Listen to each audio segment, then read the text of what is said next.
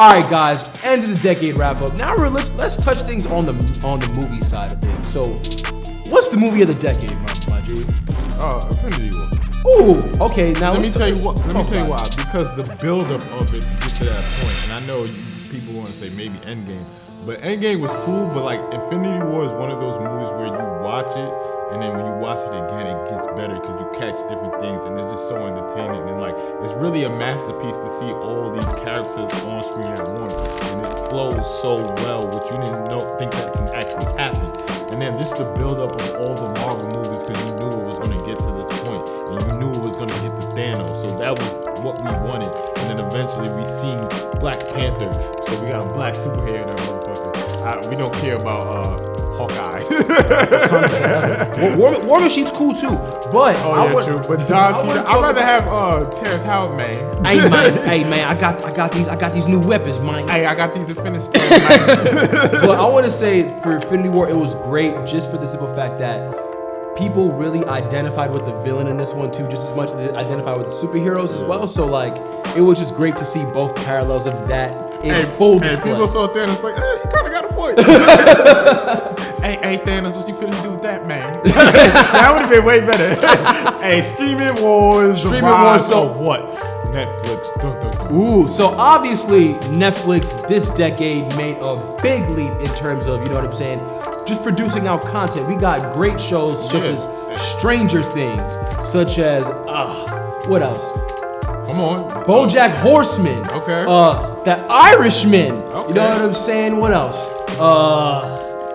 QB1. What else? Last Chance U. Last Chance U. Both of those. And honestly, those Netflix really. And also, we got Netflix and chill.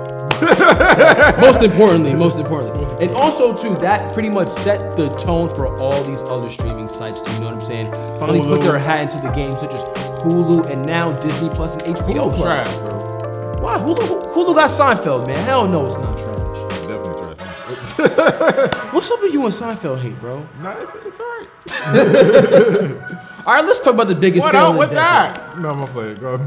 Let's talk about the biggest fail of the decade. And obviously, it was the most disappointing thing for all you Game of Thrones fans because the whole social media backlash of it. Let's talk about the Game of Thrones finale, man, and how terrible it was. Listen, we have a Game of Thrones fan over here, so hey, I'll let you take the stage, man. What?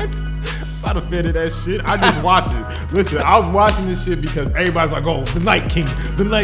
Game of Thrones is the best thing in the world. And I binged it in one day and blah, blah, blah. And then I was just like, all right, cool. I want to see what the Night King is about. He's about to come fuck shit up. He's the Iceman. He does all the nice things. He fucking puts an army of the dead out like this, and then Ariana Stark just like kills him in like 5 seconds with this nice little dance move. And I was like, this is the stupidest shit ever. And then after Bran becomes the king of like all the fucking towns and shit like that, I don't know the proper words. And then you go to this guy Jon Snow that everybody likes and wants him to be the king, or at least die out this motherfucker. But then he goes into this place of like horny people, and then like he just cast away. It's just like so terrible, bro. Yeah, it sounds crazy, but that's my recap. Sounds like a typical HBO season finale or series finale ending.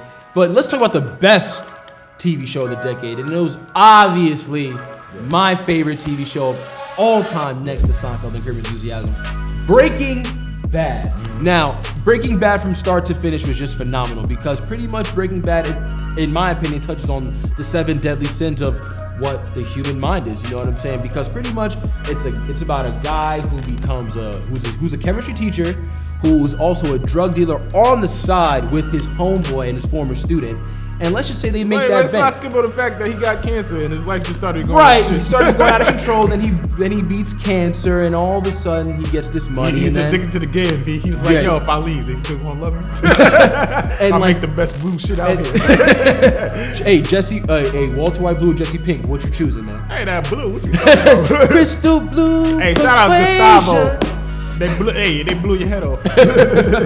Hey, best comedy movies of the decade. What you got for me? I got 21 Jump Street, the remake from Johnny Depp and and Holly Robinson Pete and those people from back in the day. I've never seen that one. This one with Channing Tatum, that's his name, and Jonah Hill, that kind of set the tone for me because we finally saw Ice Cube in that comedic light, which we never really seen him before in that, minus Friday.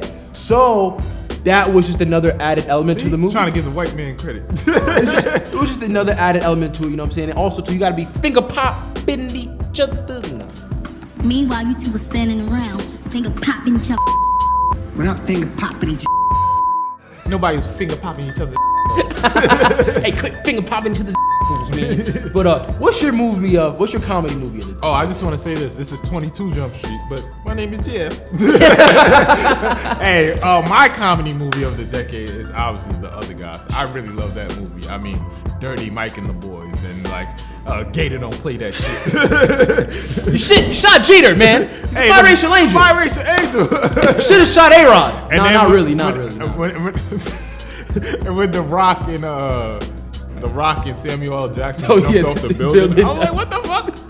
That's what you want to get him by any means. Anyway, that person we got of the decade as far as movies and like turning shit up and baking the change. I got we got Jordan Peele as the most influential person in movies this decade, just because he's able to pretty much add a comedic but also social awareness element to all his projects, such as Get Out, Us, and those projects pretty much were the quintessential, you know what I'm saying, thrillers, but also they left you thinking. And obviously we knew Get Out was critically acclaimed, and so was Us. So we want to give you props, Jordan Peele, for what you've done and contributed to this decade. Now, I think for him, as far as like thrillers, because there haven't really been a good like scary or thriller movie in a while, and I think his was really left field, but he used what's going on in today's climate with the politics and race and things like that, and he put it together, and he had us thinking about something that most people didn't. It was just refreshing, Right? You know, and that's coming from a black man. You never really see a black Right. man in horror, so that's a different step, and we're looking forward to more projects from Jordan Peele.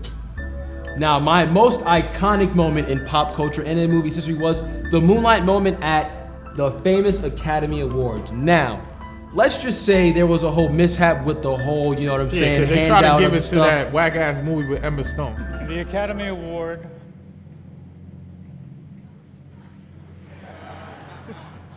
for Best Picture. You're impossible.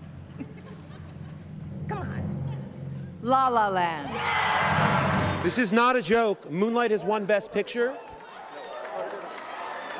Moonlight, Best Picture.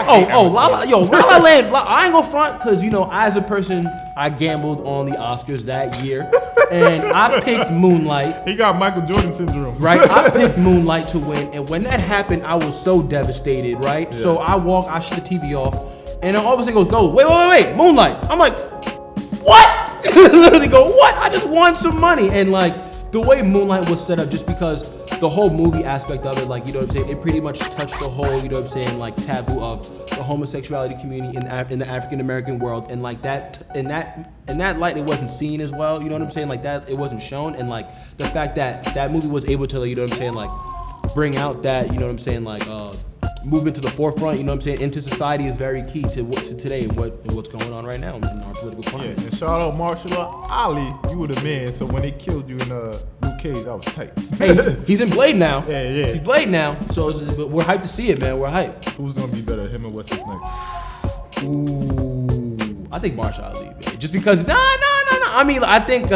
like he's on, real more quick, get your he's point more out. athletic, so you know what I'm saying. I think he'll do his the stunts will be better. Wesley The Snipes stunts did will be martial better. arts. Anyway, The stunts- that is our movie wrap up for the decade. So shout out to us because we're just two beautiful people. I am J Bobby, And I'm Rios. and like and subscribe. Holla at your boy. Shout out Overtime.